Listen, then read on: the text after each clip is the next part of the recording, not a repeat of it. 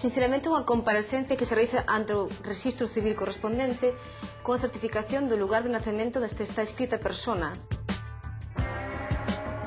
e solicítase o cambio do nome ao galego que sea oficial nese momento.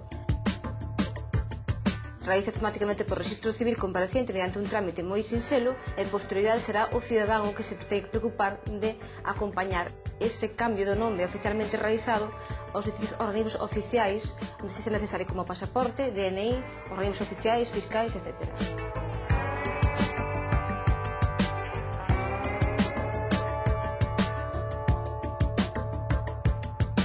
Cada acreditación do Rexistro Civil correspondente, unha vez realizado o cambio ao galego normativo do nome e apelidos, deberá a persona ir personalmente con esa acreditación realizada por Rexistro Civil aos organismos oficiais correspondentes, a sesa financieros, registro de propiedade, notarías, etc., para que poda realizarse con esta certificación ao cambio do nome e apelidos que a persona quere impoñer en cada momento nos seus documentos oficiais.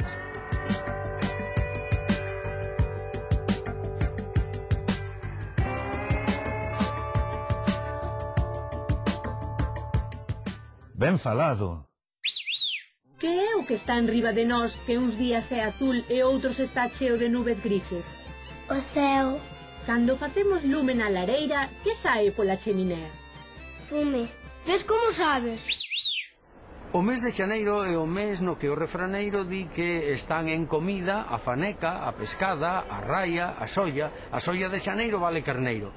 O feito de que se comparen co carneiro hai que entendelo como un plus de calidade porque o carneiro era o mellor prato no mundo antigo.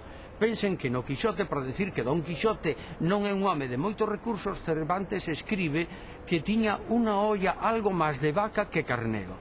Agora que a agricultura se mecanizou, podemos comer carne de tenreira, é mellor carne, pero no refraneiro o carneiro é o paradigma.